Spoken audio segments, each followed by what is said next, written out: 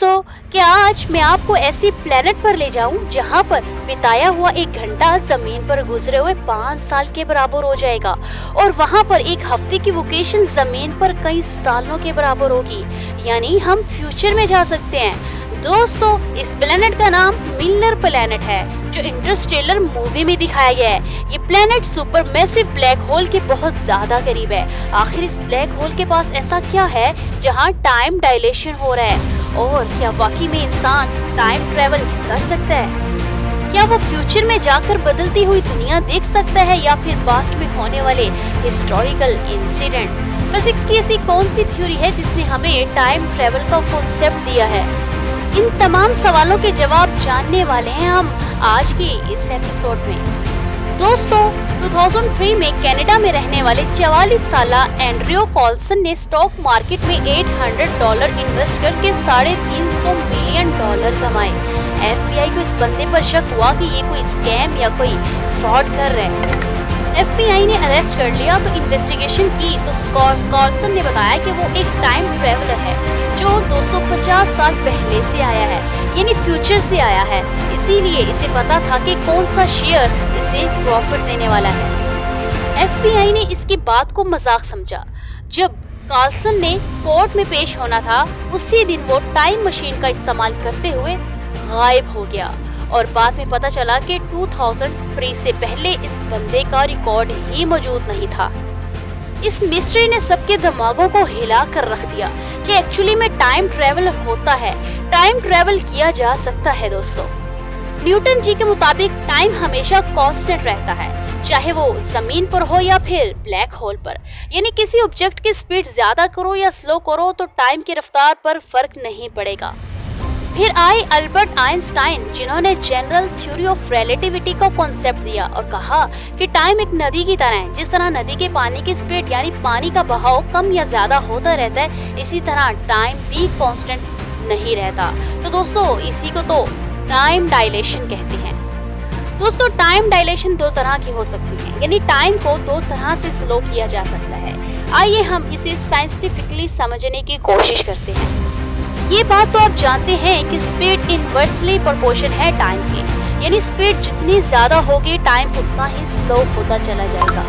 तो दोस्तों, जल्दी से इलोन मस्क के स्टारशिप पे बैठ जाइए क्योंकि हम स्पीड ऑफ लाइट से उड़ने वाले हैं, यानी 3 लाख किलोमीटर पर सेकंड की रफ्तार से। मगर उड़ने से पहले एक काम किए जाते हैं। एक घड़ी को जमीन पर और एक घड़ी को अपने साथ स्पेस पर लिए जाते हैं और साथ ही एक तीसरे ऑब्जर्वर का भी इंतजाम करे जाते हैं जो स्पेस और अर्थ में मौजूद दोनों घड़ियों को ऑब्जर्व करे। हमारे उड़ने से पहले दोनों घड़ियों का टाइम एक जैसा है, मगर जैसे ही हमारी स्पेसशिप की स्पीड बढ़ती जाएगी वैसे ही टाइम स्लो होता जाएगा और जब स्पीड अप्रोक्सीमेटली लाइट की स्पीड की जितनी होने लगेगी तो जमीन पर बैठे तीसरे ऑब्जर्वर को अच्छा खासा फर्क नजर आने लगेगा। स्पेस पर स्पीड होने की वजह से टाइम धीमे गुजरेगा मगर जमीन पर तेजी से। जब आप स्पेस पर 5 मिनट इसी स्पीड से ट्रैवल करें तो जमीन पर 2 दिन गुजर चुके होंगे।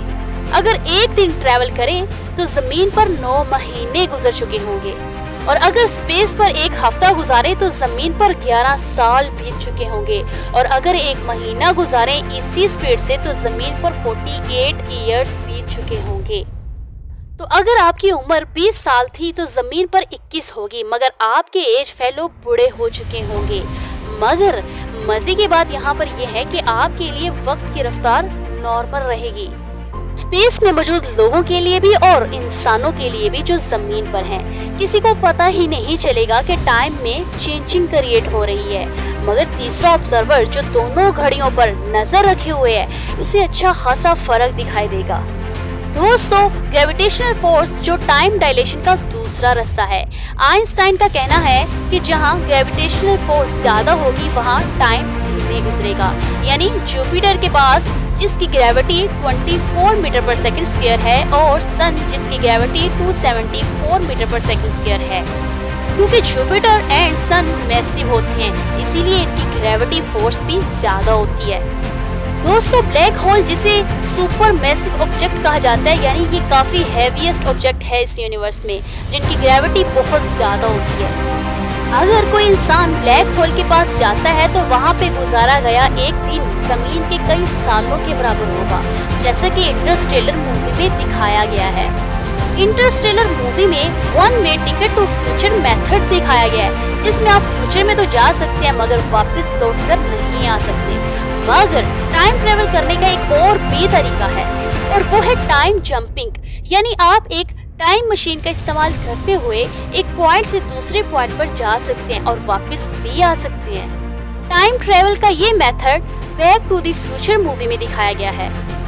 मगर दोस्तों, ये सारे मेथड थॉट्स एक्सपेरिमेंट हैं, क्योंकि हमारे पास कोई ऐसी टेक्नोलॉजी नहीं और ना ही हमारे पास कोई ऐसा स्पेसक्राफ्ट है जिसकी स्पीड लाइट की स्पीड के जितनी होगी।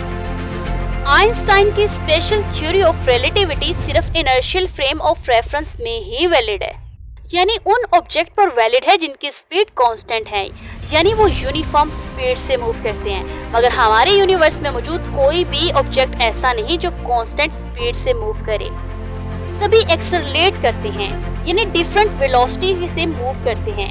ये यूं कह लें आप कि non inertial frame of reference में है। इसीलिए आइंस्टाइन ने अपनी स्टडी एक्सेलरेशन पर शुरू कर दी। और आइंस्टाइन का कहना है कि ग्रेविटेशनल फोर्स और एक्सेलरेशन एक ही चीज है, इन दोनों में कोई भी फर्क नहीं है। और कहा कि ग्रेविटी स्पेस टाइम में मौजूद कर्वेचर की वजह से जनरेट होती है, जो मैसिव ऑब्जेक्ट अपने अराउंड जनरेट करता है। जब एक मैसिव प्लैनेट जब किसी स्पेस फैब्रिक पर गिरे तो इसमें एक कर्वेचर पैदा हो जाता है, जिससे ग्रेविटी प्रोड्यूस होती है उस कर्वेचर की वजह से। अगर किसी प्लैनेट का मास ज्यादा है तो उसका कर्वेचर भी ज्यादा होगा, और जब कर्वेचर ज्यादा होगा तो उसकी ग्रेविटी भी ज्यादा होगी। दोस्तों, अब यहाँ पे सवाल ये है कि ग्रेविटेशनल फोर्स और एक्सेलरेशन एक ही चीज कैसे हो सकते हैं। और इस वीडियो में हमने फ्यूचर के टाइम ट्रैवल को डिस्कस किया, लेकिन क्या हम पास्ट में भी टाइम ट्रैवल कर सकते हैं? और अगर आप चाहते हैं कि मैं इस पर भी एक डिटेल वीडियो बनाऊं तो कमेंट सेक्शन में जरूर बताइएगा। साथ ही साथ हमारे चैनल को सब्सक्राइब कर दीजिएगा और वीडियो अच्छी लगी तो लाइक भी कर दीजिएगा।